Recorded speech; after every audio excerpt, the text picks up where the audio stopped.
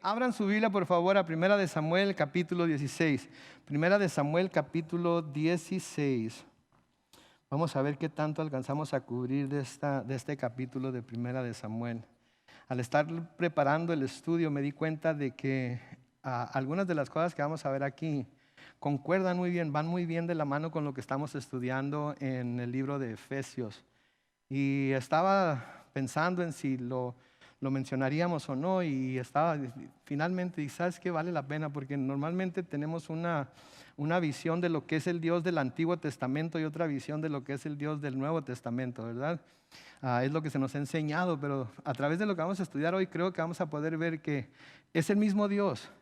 Es el mismo plan que siempre ha tenido, nomás que el hombre lo ha tergiversado y ha presentado a un Dios que no es el Dios que la Biblia nos presenta completamente. Entonces, Primera de Samuel capítulo 16, y Señor, al abrir tu palabra, guíanos a través de ella por el poder de tu Espíritu, en el nombre de Cristo Jesús. Y todos decimos, amén. Muy bien, la semana pasada terminamos el capítulo 15 y dejamos a Samuel muy enojado con Saúl, porque Dios estaba enojado con Saúl, porque Dios le dio a Saúl una orden específica de lo que tenía que hacer con los amalecitas, y no lo hizo. Si no lo hizo, no obedeció la orden, y porque no obedeció la orden de Dios, Dios decidió que lo iba a quitar de rey y le iba a dar su reino a otro hombre. Sí, hoy vamos a seguir un poco de esa historia, pero hoy vamos a adelantarnos un poco más. Hoy vamos a ver cómo se presenta o se introduce hoy el nombre de David como el que va a tomar el lugar de Saúl. Noten ahí en 1 de Samuel capítulo 15 y el versículo 35, el último versículo del capítulo 15, en donde dice: y Samuel nunca más volvió a ver a Saúl, aunque lloraba por él. Y al Señor le pesó haber puesto a Saúl por rey de Israel. Noten, Samuel nunca más volvió a ver a Saúl, aunque lloraba por él. A Samuel le dolía lo que había pasado con Saúl. A Samuel le dolía que a Saúl, por su desobediencia, ahora le iba a ser quitado el reino y le iba a ser dada a otra persona. Pero creo yo que más le dolía el darse cuenta de que el corazón de Saúl no era uno que era el que estaba dispuesto a obedecer a Dios, que a pesar de todas las bendiciones que Dios le había dado, la posición tan privilegiada en la que Dios lo había puesto, de todas maneras eso no le movió el corazón para obedecer a Dios. Decidió desobedecer a Dios y hacer lo que su propio corazón le decía. Y luego noten que dice también ahí que al Señor le pesó haber puesto a Saúl por rey de Israel. Le pesó. ¿Qué quiere decir? ¿Que se arrepintió? ¿Qué quiere decir? No, lo que quiere decir es que a Dios le dolió que iba a tener que llevar a cabo lo que había decretado en contra de Saúl. Dios no quiere ver al impío morir. La muerte del impío, el castigar al impío, no le trae nada de placer a Dios. Por eso Dios envió a su Hijo a la tierra, para que el mundo pudiera tener salvación por medio de él y no tuviera que castigar a la humanidad. Pero la humanidad, desafortunadamente, así como Saúl, no hace caso de lo que Dios está diciendo, no tiene un corazón para recibir lo que Dios está diciendo y desobedece a Dios. Y tarde o temprano, así como vamos a ver ahora que llega el momento en el que Saúl va a ser quitado como rey, y tarde o temprano, así como vamos a llegar en nuestro estudio de Primera de Samuel a ver cómo Saúl, por su desobediencia, muere a manos de una malecita, como vamos a ver más adelante, tarde o temprano Dios va a tener que cumplir lo que Él decretó que iba a cumplir, porque tiene que llegar ese día de su justicia. Sí, cuando Dios no hace inmediatamente algo que Él ya ha decretado que va a hacer, no debemos de pensar que es porque se le olvidó, porque cambió de parecer. Dios no es hombre para que se arrepienta, nos dice la Biblia. Cambió de parecer o que de alguna manera Él no va a llevar a cabo lo que dijo. Lo que pasa es que Él tiene un tiempo exacto en el cual va a hacer lo que dijo que iba a hacer, y no lo va a hacer antes de tiempo. Dios tiene todo el tiempo del mundo, literalmente, ¿sí? Él tiene todo el tiempo que Él quiera tener para hacer lo que dijo que iba a hacer, lo que dice que va a hacer. Y a menudo nosotros como seres humanos, que teníamos la tendencia a ver las cosas con ojos humanos, Pensamos que a Dios ya se le olvidó porque no ha habido repercusiones, porque no ha habido ninguna, ¿cómo le podemos llamar? Henry, ¿puedes cerrar la puerta, por favor? Porque no hemos visto que Dios de alguna manera responda o haga algo en contra de alguien o algo que no está bien con él. Creemos que ya Dios se le pasó, pero no, Dios está esperando el tiempo exacto. Sí, en el Nuevo Testamento, cuando Pedro habla acerca de todos aquellos que dicen, ¿y dónde está pues su venida? ¿Cuándo va a ser que va a venir? Porque ya desde antes, cuando nuestros padres ya vivían, ya se hablaba de que iba a venir, pero no ha venido. ¿Qué está pasando? ¿Por qué no viene? ¿Verdad? Y vemos eso en nuestros días también cuando hablamos acerca de la segunda venida de Cristo. ¿Cuándo va a venir? Pues si ya hace tanto tiempo que están diciendo que va a venir, ¿verdad? Y a veces hasta nos hacen pensar que la estamos regando de alguna manera, ¿verdad? Pues sí es cierto, ya tiene mucho tiempo, pero si Él dijo que iba a venir, va a venir. ¿Sí? Y lo que está haciendo Dios en este tiempo, cuando menos, es que está teniendo paciencia porque Él no quiere que nadie se pierda. En segunda de Pedro, capítulo 3 y el versículo 9, se nos habla acerca de su promesa de volver y se nos dice, el Señor no retarda su promesa según algunos la tienen por tardanza, sino que es paciente para con nosotros, no queriendo que ninguno perezca, sino que todos procedan al arrepentimiento. Sí, eso es lo que Dios está esperando. El Señor no retarda su promesa. El Señor no está retrasando su venida nada más porque sí. El Señor no quiere que nadie perezca, sino que todos procedan al arrepentimiento y está dando oportunidad a la humanidad a que se arrepienta y venga a Él. Ahora, con el capítulo 16 va a comenzar la segunda mitad de Primera de Samuel. Y se nos va a seguir hablando acerca de Saúl, pero también se nos va a presentar, como les dije, a David como el sucesor de Saúl, escogido por Dios para hacerlo. De hecho, ya en el capítulo 13 de Primera de Samuel, ¿se acuerdan cuando Saúl decidió que iba a presentar holocaustos a Dios, que era algo que el rey no debía hacer? Eso era algo que nada más los sacerdotes debían hacer. Se le había dicho ya que Dios le iba a quitar el reino y se lo iba a dar a otro hombre. Ya se le había advertido, precisamente por su desobediencia, precisamente por hacer lo que no debía hacer. Noten ahí en su Biblia, unas cuantas páginas a la izquierda, Primera de Samuel capítulo 13, los versículos 13 y 14. Dice ahí, pero Samuel le dijo a Saúl, lo que has hecho es una locura de presentar holocaustos delante de Dios. No obedeciste lo que el Señor tu Dios te ordenó hacer. Si hubieras obedecido, el Señor habría confirmado para siempre tu reinado sobre Israel. Ahora tu reinado no durará mucho. El Señor ha buscado, noten, un hombre que actúe como a Él, como a Dios le agrada. Y ya lo ha escogido para que reine sobre su pueblo, ya que tú no pudiste obedecer lo que Él te mandó. Noten, Dios ya había escogido a alguien, Dios ya tenía a alguien en la mira, Dios ya tenía a alguien que había escogido para quitar a Saúl y ponerlo a él. ¿Y cuál es ese hombre? ¿Qué es la primera cualidad que ese hombre tiene? Se ha buscado un hombre, dice el versículo 14, que actúe como a él, como a Dios le agrada.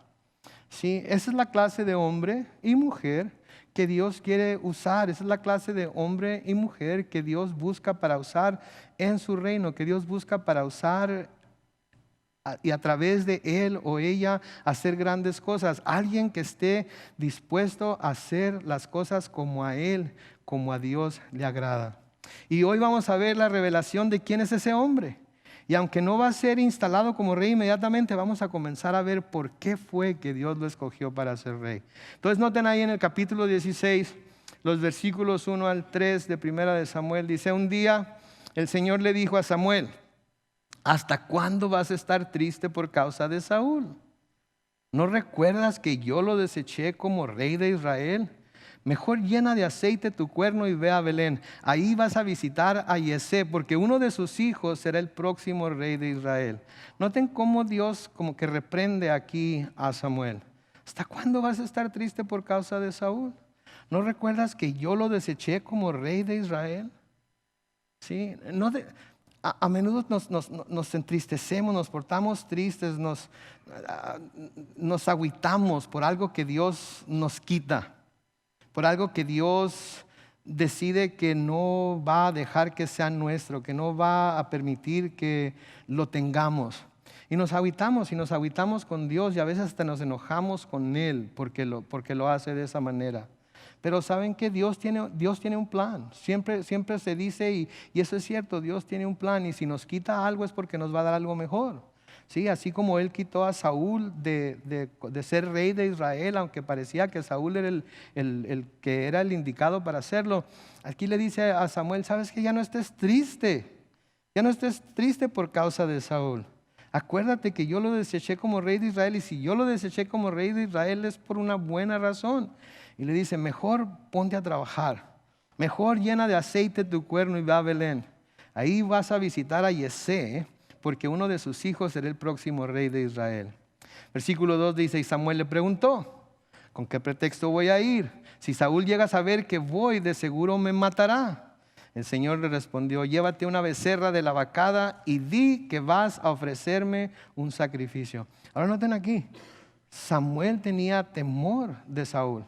Samuel había visto cómo el carácter de Saúl se había estado revelando. Saúl había revelado que era un hombre impetuoso, que era un hombre que era dado a llevarse por las emociones, que era un hombre dado a hacer promesas y a hacer amenazas por conseguir lo que quería. ¿Sí? Y tenía miedo de ello. Ahora, Dios no le dice que mienta. Dios simplemente le da una razón por la cual él puede ir a Belén y puede buscar a esa persona que Dios le va a indicar que va a ser el rey. Y eso es que lleve una becerra y que ahí la ofrezca como sacrificio. Recuerden, Samuel era uno de esos profetas o sacerdotes que viajaban a través de las ciudades de Israel, y cuando él llegaba a una ciudad inmediatamente se preparaban para dar sacrificios, se preparaban para adorar al Señor. A veces llevaba palabra de Dios para esas ciudades, y eso es lo que iba a hacer ahora en Belén. Versículo 3 le dice, llama luego a Yesé, o sea, cuando llegues ahí a Belén, llama a Yesé para que te acompañe en el sacrificio, y ahí te diré lo que tienes que hacer, y consagrarás como rey, noten, a quien yo te diga. Vas a llegar a la casa de Yesé, le vas a pedir que te acompañe a presentar el sacrificio, y cuando estén ahí yo te voy a decir a ti a quién vas a consagrar como rey. Pero noten que le dice muy claramente, vas a consagrar como rey a quien yo te diga. Ahora, Yesé, muchos de nosotros, perdonen, tengo así como comezón en la nariz. Soy alérgico a un montón de cosas. Y yo creo que el Claritin que me tomé ahora no funciona con algo que hay aquí. Pero en fin, vamos a volver. Yesé, quizás no conozcan ese nombre o no sepan quién es, porque recuerden, estoy leyendo la versión Reina Valera contemporánea, pero Yesé se le llama Isaí, ¿sí? En la Reina Valera 60. Y era hijo de un hombre llamado Obed y nieto de otro hombre llamado Boz, ¿sí? Y nieto de una mujer de la cual nosotros estudiamos en nuestro estudio anterior, que se llamaba Ruth. Y Ruth era una mujer moabita. Y los moabitas eran un pueblo gentil. Y los moabitas habían sido un pueblo que Dios había dicho que no podían ser parte de la congregación de Israel. Esto es muy importante, ¿ok? Para lo que vamos a ver aquí hoy, ¿sí? Y ustedes se acuerdan la historia de Ruth. Noemí, su suegra, su esposo y sus 2 hijos se fueron a Moab porque en Belén había una hambruna, y fueron a buscar una mejor vida allá. Se emigraron, por así decirlo, a Moab y fueron a buscar una mejor vida. Pero al paso del tiempo, el esposo de Noemí y los dos hijos de Noemí murieron. Los 2 hijos de Noemí se habían casado con 2 mujeres moabitas. Oh, gracias. Los 2 hijos de Noemí se habían casado con 2 mujeres moabitas. Y cuando ellos murieron, cuando el esposo de Noemí y los 2 hijos murieron, Noemí decide que va a volver a Belén, que va a volver a su tierra. Y camino a su tierra les dice a sus nueras, ¿saben qué? Ustedes son muy jóvenes todavía, y yo, aunque tuviera hijos otra vez, se iban a tardar mucho en crecer para que ustedes se casaran con ellos, que era la costumbre que tenían entonces. Así es que devuélvanse mejor a su tierra y busquen marido entre sus parientes y quédense mejor aquí. Una de ellas decidió que se iba a devolver, pero Ruth decidió que se iba a quedar con ella. ¿Sí? Ruth, escuchen o lean conmigo lo que le dice a Noemí, cuando Noemí les dice que se devuelvan a la casa de sus padres. En Ruth capítulo 1 y el versículo 16, dice, pero Ruth le respondió, no me pidas que te deje y me aparte de ti. A donde quiera que tú vayas, iré yo. Donde quiera que tú vivas, viviré. Tu pueblo será mi pueblo. Y lo más importante del versículo dice, y tu Dios será mi Dios. ¿Okay? Tu pueblo será mi pueblo y tu Dios será mi Dios. Ahora, esta fue la mejor decisión que pudo haber tomado Ruth. Los que conocen la historia de Ruth saben que eso es cierto, ¿verdad? Y no estoy hablando de volver a Belén con Ruth, estoy hablando de haber tomado al Dios de su suegra como su propio Dios.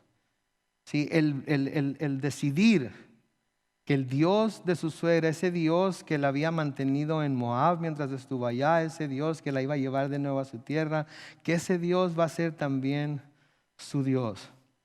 Sí, ese Dios iba a ser también el Dios de Ruth. Ahora, el ir a una tierra extraña, a vivir con gente extraña, que tenía costumbres muy diferentes a las de ella, a las de su pueblo, no iba a ser fácil para Ruth. ¿No es cierto? No iba a ser fácil para Ruth. Los que hemos emigrado a Estados Unidos, yo me emigré a Estados Unidos en 1900, tenía como 6 años, ¿ok?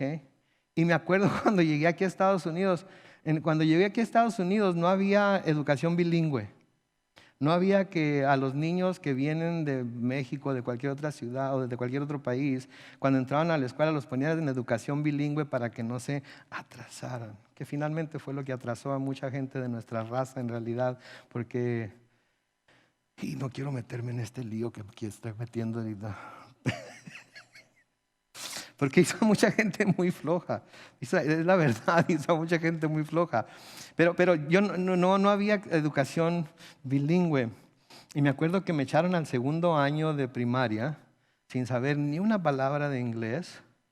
Y me dijeron básicamente lo que mi papá me dijo cuando me echó al agua del Océano Pacífico y me dijo, cabestreas o te ahorcas, o pataleas o te vas a ahogar. Y eso fue lo que hicieron en el segundo año de primaria. Me acuerdo que había un muchachito ahí que era mexicano, ¿verdad? Se llamaba Michael Beltran. Así se llamaba, era su nombre, Michael Beltran, que en realidad era Miguel Beltrán, ¿verdad? Pero así le decían a él ahí en la escuela, Michael Beltran, ¿verdad? Y él sabía inglés, español, pero muy pocho. Me pusieron con él porque pensaron que él me iba a enseñar inglés, ¿verdad? O que me iba a ayudar, ¿verdad? Recuerdo que una vez andaba en el recreo y quería ir al baño.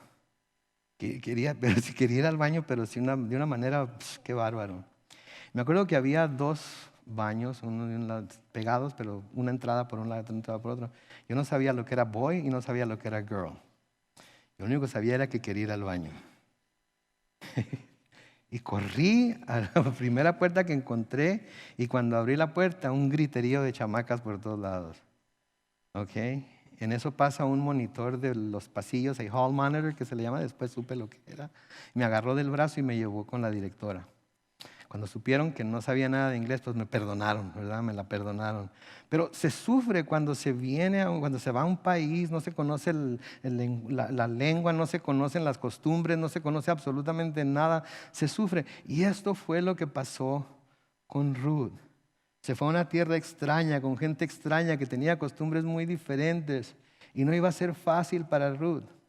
Pero una cosa podemos ver, que porque ella tomó al Dios de Noemí, al Dios de su suegra, Jehová de los ejércitos, el Dios de Israel, como su propio Dios, sabemos que todo le fue bien a Ruth en la tierra de Belén y salió adelante.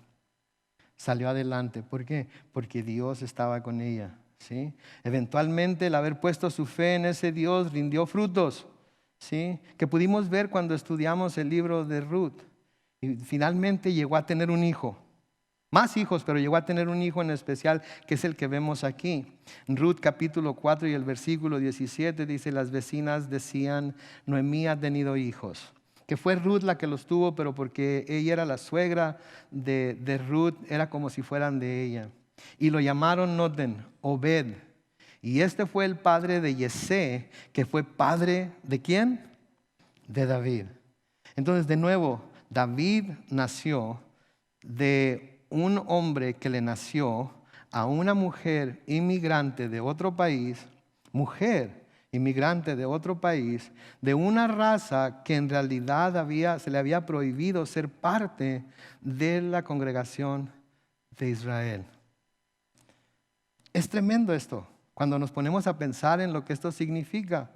Porque los judíos eran muy celosos siempre han sido muy celosos de que ellos son judíos, descendientes de Abraham, directamente de Abraham. Son muy orgullosos de que Dios escogió a Abraham para hacer un pacto con él. Y ellos como descendientes de Abraham tienen los derechos a ese mismo pacto.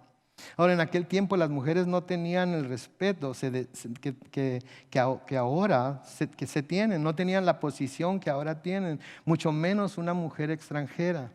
Pero ahora podemos ver que de esta mujer extranjera nació el rey del que más alarde han hecho siempre los judíos. Esto es tremendo cuando nos ponemos a pensar en ello. Sí, porque muchas veces se habla acerca de Dios como un Dios que hace menos a las mujeres, como un Dios que es, ¿cómo se dice misogynist en español? ¿Alguien sabe? Misógeno. Un Dios misógeno, que las mujeres siempre han sido pisoteadas. No es cierto, hay muchas mujeres en la Biblia que han sido puestas muy en alto por Dios mismo. Este es el caso de Ruth. Ahora, ¿quieren saber otro dato importante? ¿Sí? ¿Quién dijo sí? Ok, los que dijeron sí, vénganse para acá enfrente para hablarles en el oído para que los demás que no quieren saberlo no lo sepan. Ahora, un dato importante, el abuelo de David se llamaba Booz y también era hijo de una mujer extranjera. ¿Saben quién fue la mamá de Booz? Un café gratis al que sepa. Rahab la ramera. Rahab la ramera de Jericó. Okay. La mamá de Booz, que era el abuelo del padre de David, era una mujer extranjera de nuevo, una mujer de Jericó, que aparte de ello era una ramera. Se oye medio gacho, ¿verdad? Se oye medio feo, ¿verdad? En el linaje de David estaban estas dos mujeres. Dos mujeres extranjeras, dos mujeres que no eran bien vistas, dos mujeres que eran desechadas por la sociedad, dos mujeres que tenían problemas, ¿sí? Pero vemos muy claramente por qué, en este caso Rahab, fue aceptada como parte de la congregación de Israel. Y más que eso, la encontramos en el linaje del rey más famoso y más poderoso y del que más orgullosos están los judíos, que es David. En Josué capítulo 2, los versículos 9 al 13, Rahab está hablando aquí con los espías que ella había escondido durante la noche para que los de Jericó no los encontraran, y les dice: yo sé que el Señor les ha dado esta tierra. Todos los habitantes del país les tienen miedo. Por causa de ustedes están tan atemorizados que su ánimo está por los suelos. Sabemos que cuando ustedes salieron de Egipto, el Señor hizo que el mar rojo se secara al paso de ustedes. Y también sabemos lo que ustedes hicieron con Sihón y Og, los dos reyes amorreos al otro lado del Jordán, a quienes ustedes destruyeron. Noten el versículo 11. Cuando lo supimos, nuestro ánimo decayó por culpa de ustedes. Ya no les queda ánimo a nuestros hombres. Y luego noten el reconocimiento que hace de Dios al final de ese versículo. Pues el Señor, ¿qué dice? Es Dios en los cielos y en la tierra. Rahab, la ramera de Jericó, está proclamando al Dios de Israel como el Señor, ¿sí? Y como el Dios de los cielos y la tierra. ¿Qué nos dice la palabra de Dios en el Nuevo Testamento? Que todo el que invoque el nombre del Señor será ¿qué? Será salvo. Y aquí vemos cómo Rahab está invocando el nombre del Dios de Israel. Cómo Rahab está creyendo en su corazón que Dios es el Dios verdadero, el Dios de Israel es el Dios verdadero y es el Dios de los cielos y la tierra. Versículo 12 sigue diciendo: por eso les ruego que me juren por el Señor, que así como yo he tenido misericordia de ustedes, también ustedes la tengan con la casa de mi padre. Pero deben darme una señal segura de que la vida de mi padre y de mi madre, de mis hermanos y hermanas, y de todo lo que es de ellos, serán libradas de la muerte. ¿Y qué fue lo que hicieron los israelitas? Le dijeron: ok, cuando ataquemos Jericó, esto es lo que vas a hacer: vas a poner un cordón rojo en la ventana de tu casa. Y cuando nosotros veamos ese cordón rojo, vamos a pasar por alto tu casa y no vamos a hacerle ningún daño a los que estén dentro de ella. Pero tienes que poner ese cordón rojo y ellos tienen que estar dentro de ella. ¿Qué simbolizaba ese cordón rojo? La sangre de Cristo. La sangre de Cristo. Y los que se encontraban en esa casa fueron salvos de morir con todos los demás habitantes de Jericó. De nuevo, es una imagen hermosa de lo que Jesucristo hizo por nosotros. Y es algo hermoso que podemos ver que sucede en el Antiguo Testamento, que, como vamos a ver ahorita, va muy de acuerdo con lo que se nos dice en el Nuevo Testamento. En el Nuevo Testamento, hablando de Rahab la ramera, y aquí en la versión Reina Valera contemporánea se le llama más feo todavía, pero en Santiago capítulo 2 y el versículo 25 dice: lo mismo sucedió con Rahab la prostituta. ¿Acaso no fue justificada por las obras cuando hospedó a los mensajeros y los ayudó a escapar por otro camino? Noten lo que está diciendo aquí Santiago acerca de esta mujer. ¿Acaso no fue justificada por las obras cuando hospedó a los mensajeros y los ayudó a escapar por otro camino? Ahora, antes de que alguien comience a pensar o alguien empiece a escribirme al canal de YouTube o a donde sea que van a ver este video y a decir, empiece diciendo que yo estoy diciendo que la justificación es por obras, ¿ok? No es eso lo que se está diciendo aquí. Tenemos que ver todo lo que sucedió cuando Rahab hizo lo que hizo. ¿Sí? Tenemos primero que notar que la fe de Rahab en que el Señor es Dios en los cielos y en la tierra fue lo que la llevó a actuar como lo hizo. Primero mostró fe en el Señor. Primero mostró fe en que Él era el Dios de cielos y tierra. Y al reconocer y creer que Dios, el Dios de Israel, era el Dios, era el Señor de los cielos y de la tierra, eso fue lo que la llevó a hacer lo que hizo. Sus obras fueron una manifestación de la fe que había mostrado en el Señor. ¿Sí? Entonces no fue sus obras la que lo justificó, fue su fe. Sus obras únicamente manifestaron lo que ya había en su corazón. Y es lo que sucede con nosotros también. Nuestras obras no nos justifican. Nuestras obras lo que hacen es que manifiestan que hemos creído en el Señor Jesucristo para ser justificados y que andamos en las buenas obras que Él preparó de antemano para que nosotros anduviéramos en ellas, de acuerdo a lo que nos dice Pablo en Efesios capítulo 2. ¿Sí? Entonces noten estas dos mujeres. Ahora, ¿por qué son importantes estas dos mujeres? Sí, porque tanto Ruth como Rahab, que son, acuérdense, mujeres extranjeras, mujeres que hubieran sido rechazadas por la cultura del tiempo en el que vivieron, mujeres que no eran de buen nombre, por así decirlo. De nuevo, Ruth era moabita, una raza condenada, una raza que no podía ser parte de la congregación de Israel. Rahab era una ramera, era una prostituta. Pero son importantes porque estas dos mujeres, tanto Ruth como Rahab, son mencionadas ni nada más ni nada menos que en la genealogía de nuestro Señor Jesucristo. Son mencionadas en la genealogía de nuestro Señor Jesucristo. Noten conmigo lo que dice Mateo capítulo 1, los versículos 1 al 6. Noten lo que dice. Libro de la genealogía de ¿quién? Jesucristo. Hijo de David, hijo de Abraham. Abraham engendró a Isaac, Isaac a Jacob y Jacob a Judá y a sus hermanos.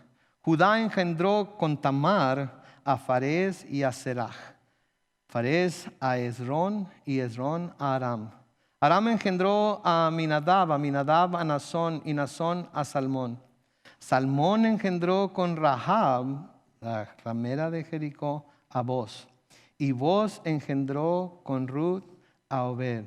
Y Obed a Yesé. Y Yesé engendró al rey David, de donde nació según la carne, ¿quién? Jesucristo. Entonces noten, en la genealogía de Jesucristo hay una mujer moabita y hay una mujer de Jericó. ¿Okay? Ahora, si siguen leyendo la genealogía de Jesucristo ahí en Mateo capítulo 1, ¿saben a qué otra mujer menciona? A la mujer de Urías, con la cual cometió adulterio David. ¿Okay? ¿Por qué les digo todo esto? ¿Por qué menciono todo esto?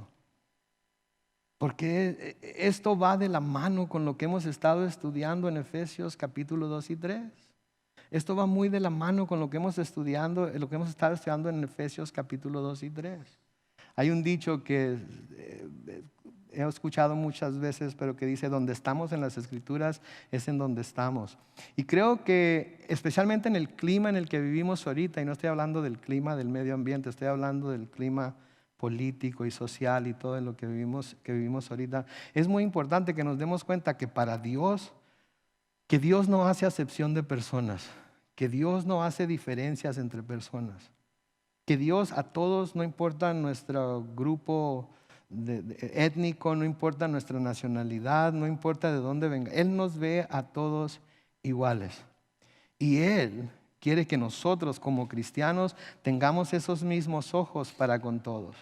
Vivimos en un tiempo en el que se nos está diciendo que todos debemos desconfiar de todos, que todos tenemos que tener temor de los demás, todos tenemos que temor de las personas que son diferentes a nosotros, que tenemos que ponernos a las vivas, porque si no van a venir y nos van a ganar nuestro pedazo del pastel americano, que ya no queda mucho pastel en realidad, pero que nos van a venir a quitar.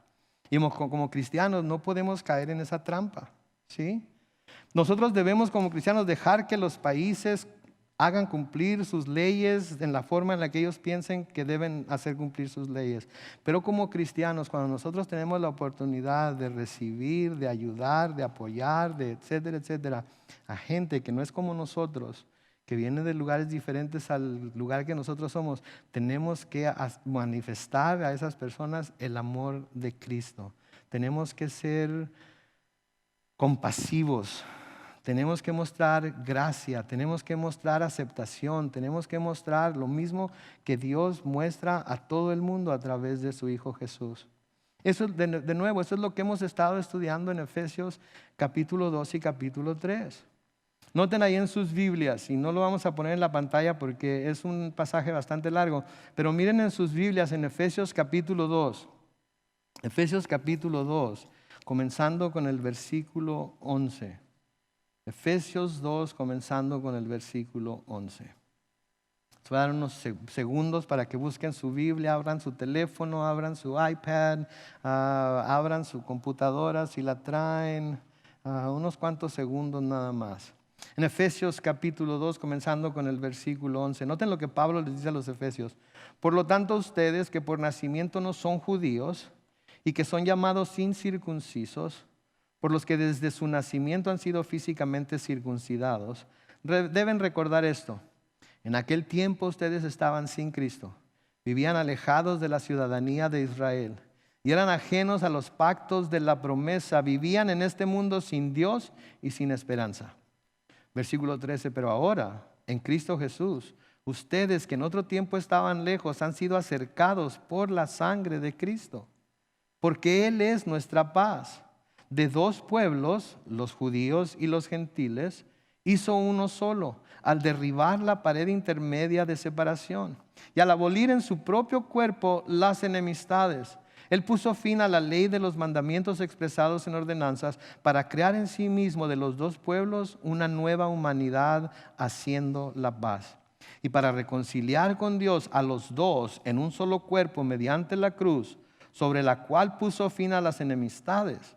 Él vino y a ustedes que estaban lejos les anunció las buenas nuevas de paz, lo mismo que a los que estaban cerca. Noten, así como vino a hacer la paz con los judíos, porque también ellos no tenían paz con Dios, porque todos sus rituales religiosos y todas sus costumbres y la ley no podía reconciliarlos con Dios. Así también vino a reconciliar a los que no eran judíos, a los que eran gentiles con Él, de la misma manera. Tanto judío como gentil necesitaba y necesita de Cristo para poder estar reconciliados con Dios, aunque a los judíos los había escogido para ser su pueblo especial, el real sacerdocio.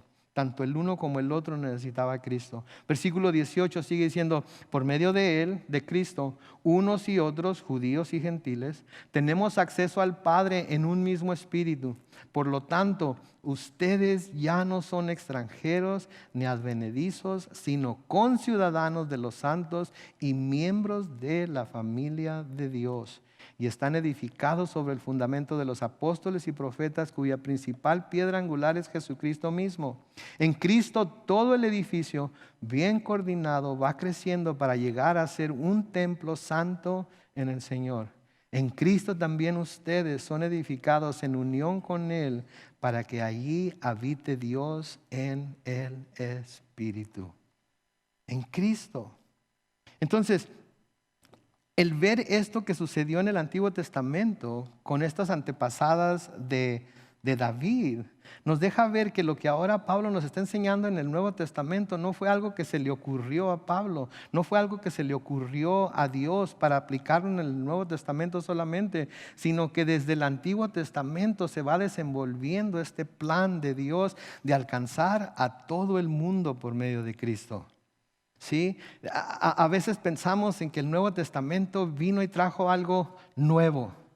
No vino a traernos algo nuevo. Vino a revelar lo que Dios había velado en el Antiguo Testamento. Recuerden lo que nos dice Pablo, que Dios le dio a conocer a él que el misterio, ese gran misterio, ¿cuál es el gran misterio? En que en Cristo tanto judíos como gentiles iban a poder ser reconciliados con Dios. Y para el Señor ya no existen nacionalidades, ya no existen fronteras, ya no existen grupos étnicos. Para Dios, todo el que esté en Cristo, ¿escucharon eso? Para Dios, todo el que está en Cristo, no importa de dónde sean, no importa qué lengua hablen, no importa cuáles sean sus, no importa nada de eso. En Cristo, todos han pasado a ser hijos de Dios. Porque a los que le recibieron, a los que creyeron en su nombre, Él les dio la potestad de ser hechos hijos de Dios. Y ahora todos somos hermanos, miembros de una misma familia, de la familia de Dios.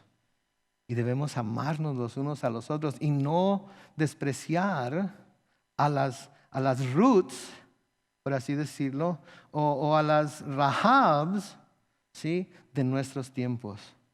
Porque para ellas Dios también tiene un plan y debemos de esperar en Él para que Él cumpla ese plan.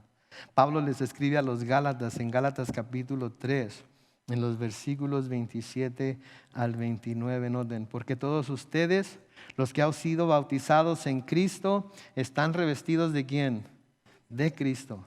Y ya no hay ni judío ni griego, no hay esclavo ni libre, no hay varón ni mujer, sino que todos ustedes son uno en Cristo Jesús. Y si ustedes son de Cristo, noten por favor esto, si ustedes son de Cristo, ciertamente son linaje ¿de quién? De Abraham, según la promesa, herederos. Entonces los judíos no tienen nada sobre los no judíos. Nosotros no somos ciudadanos de segunda clase en el pueblo de Dios o en el reino de Dios porque nosotros no somos judíos, ¿sí? No somos ciudadanos de segunda clase, tenemos los mismos derechos, vamos a heredar las mismas promesas, vamos a tener las mismas cosas que ellos por lo que Cristo vino a hacer por nosotros. Y me fascina que en el Antiguo Testamento miremos esto por medio de estas mujeres. Que veamos este plan que Dios tenía, que se está desenvolviendo cientos y cientos y cientos de años antes. y que podamos relacionarlo con lo que el Señor está haciendo ahora en el Nuevo Testamento. De nuevo, porque el Dios del Nuevo Testamento es el mismo Dios del Antiguo Testamento. Pero muchas veces su imagen ha sido tergiversada y ha sido torcida y ha sido hecha para que se vea como un Dios malo, como un Dios enojado, como un Dios lleno de ira que un día va a descender y va a acabar con todo mundo. Un día, pero no es hoy. Hoy es el día aceptable, hoy es el día de salvación. Y mientras ese día no llegue, ¿sí? Aunque sí debemos de proclamar la justicia de Dios, la perfección de Dios, la santidad de Dios, etcétera, etcétera, también debemos declarar el amor que Dios tuvo con la humanidad, al enviar a su Hijo unigénito para que todo aquel que en Él cree no se pierda, mas tenga vida eterna. Para que debemos de proclamar su gracia, debemos de proclamar su bondad, debemos de proclamar su paciencia y decirle a la gente, mira, un día Jesús va a venir por los suyos y se los va a llevar al cielo. Y los que se queden se van a quedar para ser juzgados. Los que se queden se van a quedar para tener que pasar por la gran tribulación. Los que se queden van a pasar por cosas que no nos podemos imaginar. Por favor, mira, todavía es tiempo. Acepta a Cristo, recibe a Cristo, sométete a Cristo. Cae sobre la roca. Sí, y sé quebrantado. No vaya a ser que llegue el día en que esa roca vaya a caer sobre ti y te muela y te haga polvo. Sí, no podemos predicar uno sin lo otro. Sí, porque eso no es lo que Jesucristo quiere. De nuevo, Pablo les escribe a los colosenses, en Colosenses capítulo 3, los versículos 9 al 14, noten.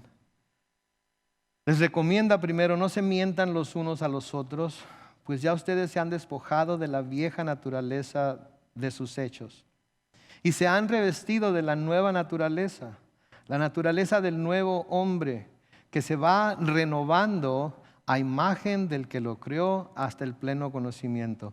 Versículo 11, noten lo que dice, donde ya no importa el ser griego o judío, estar circuncidado o no estarlo, ser extranjero o inculto, siervo o libre, sino que Cristo es todo y está en todos. Noten, no dice que no va a haber esclavos, no dice que no va a haber gente inculta, no dice que no va a haber gente extranjera, no dice que no va a haber judíos o griegos. Lo que está diciendo es que en Cristo nada de eso importa.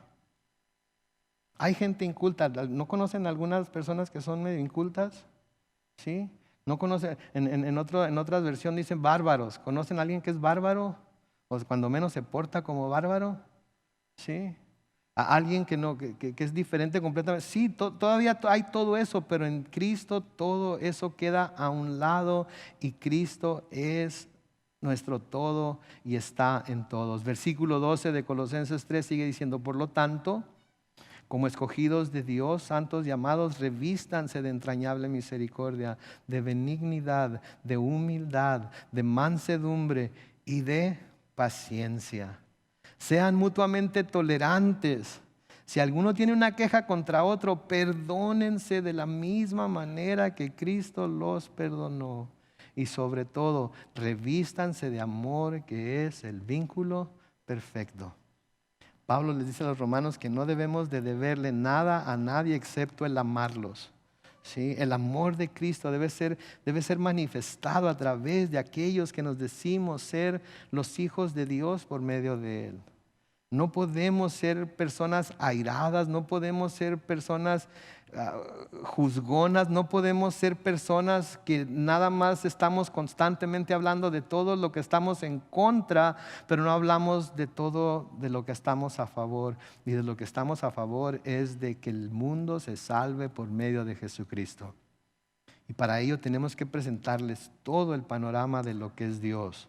No nada más un poquito de esto, un poquito de aquello, todo lo que es Dios. Porque eso es lo que Dios quiere que hagamos nosotros. Acuérdense lo que estudiamos en Efesios otra vez. Dios a través de la iglesia está dando a conocer ese plan que tiene, está dando a conocer ese misterio, está revelando ese misterio delante de los principados y las potestades que están en el aire. ¿Sí? Y por eso nosotros ahora somos lo que somos y debemos comportarnos como lo que somos, viviendo de acuerdo a la nueva naturaleza que tenemos en Cristo. Vamos a terminar con Efesios capítulo 3, los versículos 14 al 21, mientras el grupo de alabanza pasa al frente, en donde leemos lo siguiente. Y fue lo mismo con lo que terminamos este domingo pasado. Sí, Efesios 3, versículos 14 al 21 dice: por eso yo me arrodillo delante del Padre de nuestro Señor Jesucristo, de quien recibe su nombre, ¿quién es? Toda familia en los cielos y en la tierra, para que por su Espíritu y conforme a las riquezas de su gloria los fortalezca interiormente con poder, para que por la fe Cristo habite en sus corazones y para que arraigados y cimentados ¿en qué? En amor, sean ustedes plenamente capaces de comprender con todos los santos cuál es la anchura, la longitud, la profundidad y la altura del amor de Cristo. En fin, que conozcan ese amor que excede a todo conocimiento, para que sean llenos de toda la plenitud de Dios. Y aquel que es poderoso para hacer que todas las cosas excedan a lo que pedimos o entendemos, según el poder que actúa en nosotros, a Él sea dada la gloria en la iglesia, en Cristo Jesús, por todas las generaciones, por los siglos de los siglos. Y la iglesia dice: amén. Oremos.